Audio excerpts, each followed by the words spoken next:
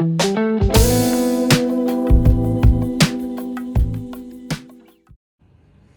guys, welcome back to my channel. I hope everyone is doing well. I want to start a series today, and I've titled this series Learning Keyboard from Scratch. Learning keyboard from scratch. So as a beginner, someone who wants to start learning keyboard, there are some basics that you have to know before you get into playing chords and progressions. There are some few things you should know. First of all, you should know that the keyboard has 12 keys, and these 12 keys are just recurring. They are just recurring. Let's check something from this place, from the baseline. We have 1, 2, 3, 4, 5, 6, 7, 8, 9, 10, 11, 12. From this key to this key is the same as from this key to this key. Is the same as from this key to this key. Is the same as from this key to this key. Is the same as from this key to this key. What we have here is the same as what we have here. Is the same as what we have here. Is the same as what we have here. We have 12 unique keys on the keyboard. Every key is unique. No key depends on the other key. They are all unique in their own way. So upon knowing that we have 12 keys, we should know that whatever that we have here is the same thing that we have here. Is the same thing that we have here. Is the same thing that we have here. If I press a note here, and I press a note here, and I press a note here, and I press a note here, it's the same note, just that this one is on the lower octave, and this one is on the higher octave. It's the same note, lower octave, higher octave. So first of all, you should notice that we have 12 keys on the keyboard, 12 distinct keys, and these are the names of the keys. We have this to be key C, we have this to be key D, we have this to be key E, we have this to be key F, we have this to be key G, we have this to be key A, we have this to be key B, and we come back to key C. And for the black keys, we have this to be key C sharp, followed by key E flat, followed by key F sharp, followed by key E flat, followed by key B flat. Putting them together, we have C here, C sharp, we have D here, we have E flat, we have E here, we have F here, we have F sharp, we have G here, we have A flat, we have A here, we have B flat, and we have B here. Now what we must know is that all the keys are distinct. I already mentioned that. In as much as we can play do, re, mi, fa, sol, la, ti, do in key C, we can play the same do, re, mi, fa, sol, la, ti, do in key C sharp. We can play it in key F. We can play it in key E. We can play it in all the 12 keys. Usually, when people are learning the keyboard, all they are taught is this is do and they play it. This is fa and they play it. This is so and they play it. They don't even know the key they are playing in. All they know is this is a do chord. What key are you playing? The person cannot tell you. What key are you playing? I don't know. This is fa. This is so. In which key? Oh, this is what I was taught. So I'll be going through how we can be finding our do, re, mi, fa, sol, la, ti, do in all the keys, how we form our chords, and how we form some progressions from these chords. But before that, I want to quickly go through how we came about the names. This is key C, and this is key C sharp.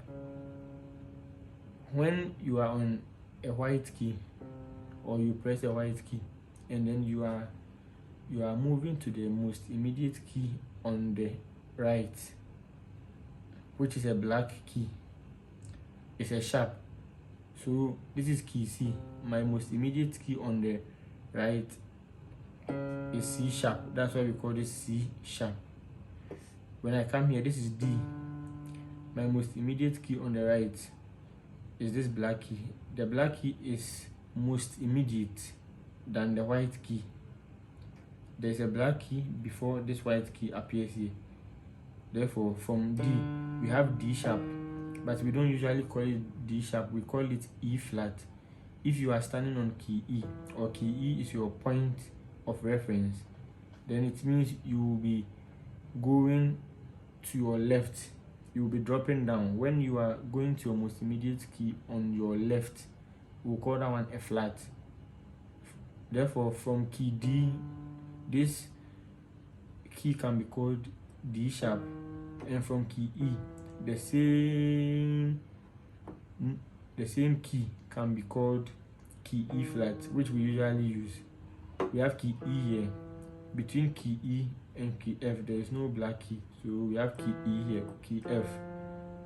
Now from key F, the most immediate black key to the right, we just add a sharp to the F sharp. We come to G, most immediate black key on the right, this, so we can call it G sharp. We have A. When A is our point of reference and we want to name this key, since this key is our most immediate black key to our left, we can call it A flat. But with G as our reference, is the most immediate key to the right from G, so we can also call it G sharp or A flat. This is key A. With this key is also the most immediate right key from key A. Therefore, we can call it A sharp. But with reference from this key, which is key B, we can call this same key B flat. Then we have key B. So in conclusion, the keys are key C sharp, key D, key E flat, key E, key F sharp, key G, key A flat, key A, key B flat, key B, and we come back to key C. Now, I already established that we have 12 distinct keys which recur. From this key to this key are 12. 1, 2, 3, 4, 5, 6, 7, 8, 9, 10, 11, 12. 13, 12. So what we have here is recurring here. The same thing is recurring here. The same thing is recurring here. The same thing is recurring here. The difference is that this side is a lower octave and this side is a higher octave. Whatever note I'm going to press on the left would be a little bit bassy, or let me say would have a lot of bass. When I come to the down part or the right part, most of the tones are thin because it's on the lower octave, thin and then somehow piercing. Let's take random notes. This is my key C.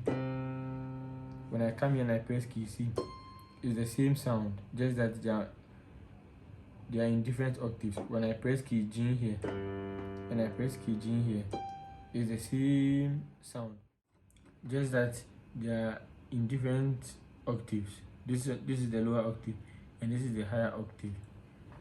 I think that will be all for this video. I just introduced you guys to the names of the keys, and I also introduced you guys to the fact that we have 12 keys, and these 12 keys, they recur from here to here, from here to here, from here to here. They recur and they are all unique.